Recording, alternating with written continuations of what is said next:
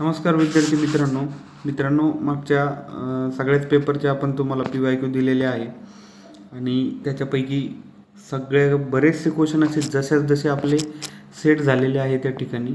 तर आजच्या या आपल्या महत्त्वाच्या व्हिडिओमध्ये आपण तुम्हाला निमॅटोलॉजी आणि ASGSचे क्वेश्चन्स देणार आहोत. याचे पण जास्तीत जास्त चान्स आहे तुमच्या पेपरला येण्याचे आणि जवळपास सगळ्याच विद्यार्थ्यांचा खूप चांगला प्रतिसाद आलेला आहे. त्यामुळे सगळ्याच विद्यार्थ्यांचे खूप खूप आभार. तर हे पुढचे 2 पेपरही खूप सिंपल जातील तुम्हाला, कारण हे तेवढे टफ नाही आहे जितके टफ मागचे पेपर झाले तितके. तर ह्या निमॅटोलॉजीच्या कोर्समध्ये हा नवीन कोर्स आहे तुम्हाला आणि त्यामुळे चॅप्टर वाईज आणि तुमचं सिलेबस वाईज जितके पण क्वेश्चन्स त्या ठिकाणी बनतील तेवढं मी बनवण्याचा प्रयत्न केलेला आहे आणि सगळ्या सिलेबस आणि पोर्शन तुमच्या या ठिकाणी या क्वेश्चन्समध्ये कवर केलेला आहे. तर सगळ्यात पहिला क्वेश्चन आहे आपला, define nematology in list general characteristic of plant parasitic nematode. 100% प्रश्न येणार मित्रांनो. त्याच्यानंतर क्वेश्चन नंबर 2 आहे तुमचा, describe economic importance of plant parasitic nematode in agriculture with suitable example. त्यानंतर क्वेश्चन नंबर 3 आहे तुमचा, explain in detail digestive system of nematode with label diagram. त्यानंतर describe brief male reproductive system and female reproductive system of nematode with label diagram. त्यानंतर question number 5 तुमचं, write different layer of outer body wall of nematode and explain in detail cuticular layer with label diagram.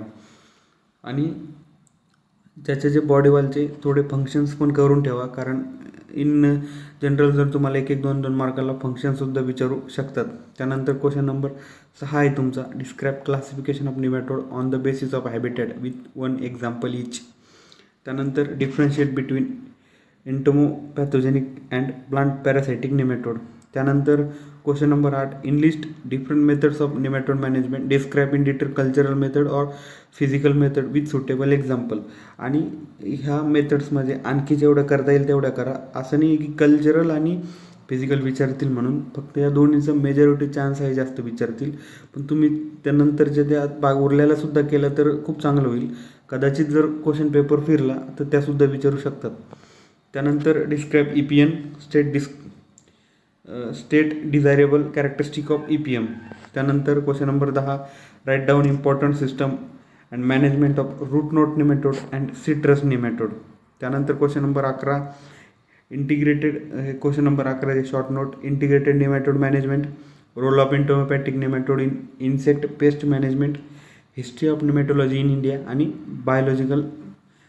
Biology of nematode.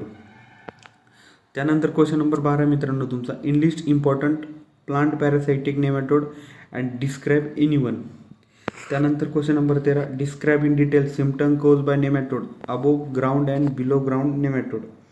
त्यानंतर question number 14 आहे तुमचा, explain role of nematode vector in transmission of plant disease. तर okay, हे तुमचे 13-14 प्रश्न आहे. याच्यापैकी 100% तुमचे प्रश्न या ठिकाणी सेट होणार.